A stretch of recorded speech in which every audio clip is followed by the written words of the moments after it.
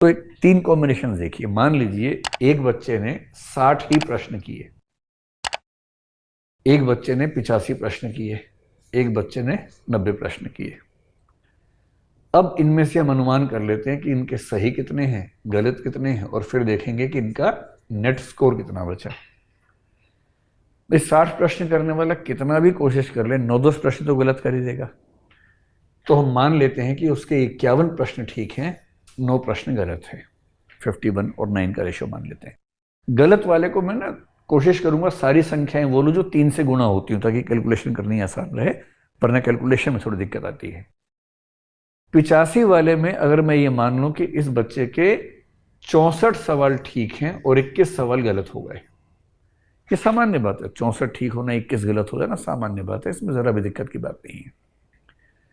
और जिसने 90 किए, मान लेते हैं कि उसने 66 सवाल ठीक किए और उसके 24 सवाल गलत हो गए। ठीक, अब देखिए कि फाइनली इनका स्कोर बचा कितना कितना। और अगर मैं ये स्कोर देखूं, अब ध्यान देखिए, 9 प्रश्न गलत होने का मतलब क्या हुआ? मैंने कहा ना कि एक प्रश्न गलत होने पे 0.67 नंबर कटते हैं, और 3 प्रश्न गलत होने पे 2 नंबर कटते हैं। यानी 3 प्रश्न गलत होने का मतलब है एक सही प्रश्न का नुकसान हो जाना। बहुत सिंपल है। जितने आपके प्रश्न गलत हुए हैं उसको 3 से भाग कर लीजिए और उतने सही प्रश्नों में से माइनस कर दीजिए, तो जितने प्रश्न बचे वो सही प्रश्न हैं, उनको 2 से गुणा कर लीजिए। वो आपका नेट स्कोर है जीएस के पेपर में। सीसेट में 2.5 से गुणा कर लेना है। ठीक है, तो 51 सही किए थे, 9 गलत किए, तो 9 गलत का मतलब है कि 3 प्रश्न गलत हो गए। 9 प्रश्न गलत होने का मतलब 3 सही प्रश्नों का नुकसान हो गया। तो इस बच्चे का नेट स्कोर हुआ 48 क्वेश्चंस। 48 क्वेश्चंस यानी कि 96 मार्क्स। और कट ऑफ आपको पता है कि लगभग 100 के आसपास रहती है। इसका मतलब इस बच्चे का सिलेक्शन नहीं हो पाएगा, क्योंकि इसने केवल 60 ही प्रश्न किए। और 60 प्रश्न करने पर कोई ये कहे कि मेरे 9 भी गलत नहीं होंगे ना, तो उसको भारत रत्न जीते जी दे देना चाहिए। मरणोपरांत की चिंता नहीं करनी चाहिए उसके मामले में, अगर कोई ऐसा दावा करता है तो। बहुत मुश्किल बात है, बहुत ही मुश्किल है। अब मान लीजिए किसी ने थोड़ा आगे बढ़ चढ़ के बैटिंग की और 85 प्रश्न किए, 85 में से 21 गलत हो गए, 64 ठीक हुए। ये बुरा नहीं है, शानदार स्कोर है। 21 गलत का मतलब है इसको 3 से भाग कर दीजिए, यानी कि 7 प्रश्नों का नुकसान हो गया इसको। 64 सही थे, इनमें से 7 माइनस कर लीजिए, यानी इसका नेट स्कोर 57 क्वेश्चंस का है। और 57 का मतलब है कि प्रीलिम्स धूमधाम से इसका हो जाएगा, इसे कोई डरने की जरूरत नहीं है। इतना ही नहीं, अगर 85 में से मान लेते हैं एक बार कि इसके 24 गलत हो जाते, 8 का नुकसान होता, और यहाँ 61 होते, 61 से में भी 8 चले जाते तो भी उसका स्कोर 53 होता। ध्यान से देख लीजिए, 85 को ही अगर मैं कहूं कि इस बच्चे के जो गलत प्रश्न हैं, अभी हम मान के चल रहे थे 21 हैं, ठीक है, हम थोड़ा सा और मान लेते हैं कि इस बच्चे के थोड़े से प्रश्न और ज्यादा, सॉरी 85 में से और ज्यादा प्रश्न गलत हो गए।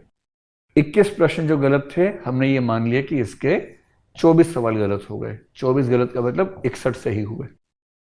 24 गलत का मतलब हुआ कि 8 प्रश्न इसके नुकसान हुआ। 61 में से 8 गया तो भी इसका स्कोर 53 है, और 53 का मतलब भी है कि इसका सिलेक्शन हो जाएगा, कहीं कोई दिक्कत नहीं आएगी।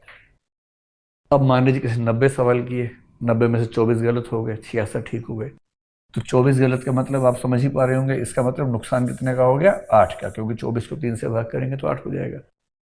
अब 66 में से 8 माइनस कर लीजिए, यानी कि इसका नेट स्कोर जो है वो 58 प्रश्नों का है। और 50 प्रश्नों पर आपका सिलेक्शन प्रीलिम्स में हो जाता है। इसका मतलब ये हुआ कि यदि प्रीलिम्स क्वालिफाई करना है, और यदि आप भगवान के अवतार नहीं हैं, अगर भगवान के अवतार हैं फिर तो अलग बात है कि 55 सवाल कीजिए, 55 के 55 ठीक करके आ जाइए, बातें खत्म हो गई। लेकिन यदि आप सामान्य मनुष्य हैं, होमोसेपियंस हैं, तो मान के चलिए कि इतना आसान नहीं होता है, 10-20 सवाल गलत हो ही जाते हैं।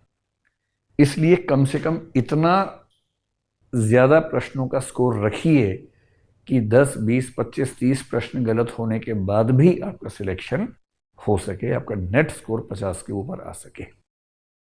तो मेरी राय यह है कि यदि आपका एक आध सेगमेंट एकदम गोल है, जैसे मान लीजिए कोई ऐसा बच्चा कि साइंस उसको एकदम नहीं आती, और साइंस के उसको पता है कि 12-15 सवाल आएंगे, तो वो ये कर सकता है कि साइंस के सवाल को हाथ ही ना लगाए बाकी सारे सेगमेंट्स को ठीक से पढ़ाई होगा, उन 85 प्रश्नों को करने का प्रयास करें।